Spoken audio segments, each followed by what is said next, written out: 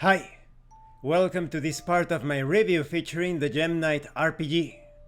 If you haven't seen the other parts of my review, featuring this magical girl style tabletop role-playing game, please check out the playlist in the description below. This time we are going to talk about the game mechanics.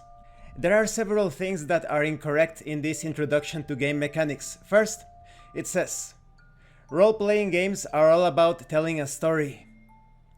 This is incorrect. You are not telling a story about characters. You are living the adventures of your characters. You are not saying, Sailor Venus went out into this planet, she had lots of fun, she battled evil, and she came back to Earth. No, you are saying, I transport myself into this planet through the power of my magical gem. And then the game master presents the situation. You arrive at this mysterious place. You see a huge palace in front of you, made of some sort of fusion of dark metal and crystals. So you see, you are not telling a story, you are describing your actions. You are not telling something about something that happened before. It is quite active. You are carrying out your actions, you are playing a role. Once the session is over, you can tell a story about the session if you wish. And then it says, the majority of the game consists of describing your Gemknight's actions to the game master. Yes, that is true. So always express clearly what your Gemknight is attempting to do. Asking questions if you need clarification. No, this breaks immersion. I'm going to put 3 links in the description to this video. One to my RPG tips playlist, but 2 links will take you to my beginner's guide to roleplay and the how to obtain information through roleplay video. You don't need to ask questions out of character.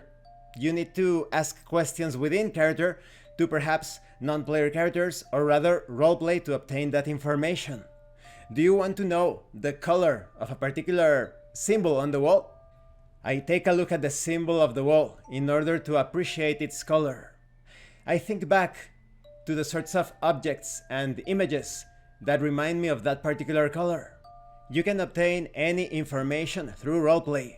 The game master will tell you the details as you roleplay through the game. I'm also going to put links to my actual plays so that you can see it in action.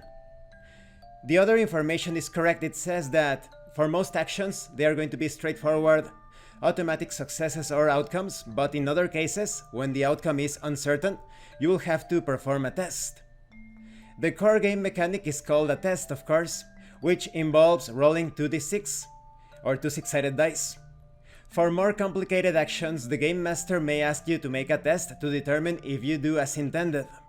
Tests are considered successful if you roll a 5 or a 6 on any of the dice, unless otherwise specified by the game master. The game master and certain traits you choose during Gemknight creation can grant you an advantage in certain situations. This means that instead of rolling 2d6, you roll 3d6, increasing your chances of success. In some situations, however, at the discretion of the game master, you may find yourself at a disadvantage. If this is the case, you'll only roll 1d6 to resolve the test. Note that if the game master declares a situation to be at disadvantage, even if you would normally have an advantage due to a specific trait, you still only roll 1d6.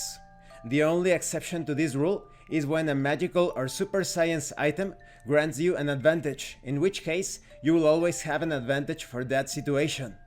As a Gemknight, you will often face obstacles that will require a test to overcome. There may be situations that require you to make a save test to prevent danger from befalling you, like dodging a trap, for example.